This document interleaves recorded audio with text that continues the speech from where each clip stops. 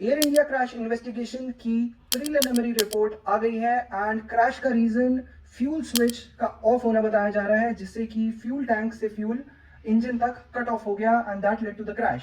And इसे एक deliberate action बताया जा रहा है कि it wasn't by accident that the fuel switch turned off, but deliberately किसी ने किया गया। पर ऐसा क्यों है? ये एक एक्सीडेंट भी तो हो सकता था। ये स्विचेस हमारे नॉर्मल लाइट फैन स्विचेस जैसे नहीं है कि एक्सीडेंटली हाथ लगा और वो ऑफ हो गए। These switches have to be lifted up, moved to the off position and pushed down.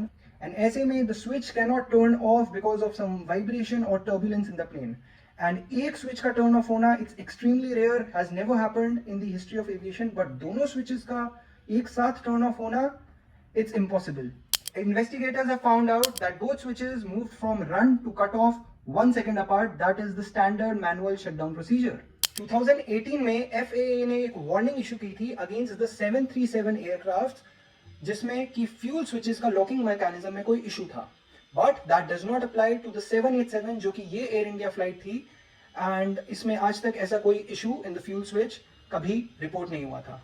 And since the report is pointing towards a deliberate action, mental health angle of both the pilots is also being investigated.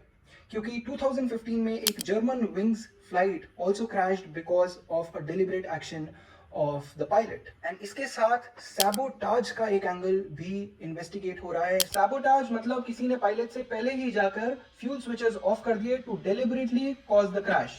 Could be a secret agent from other country. The angle is being investigated now. And this is just a preliminary investigation report. More investigations will be done and the findings will be out soon.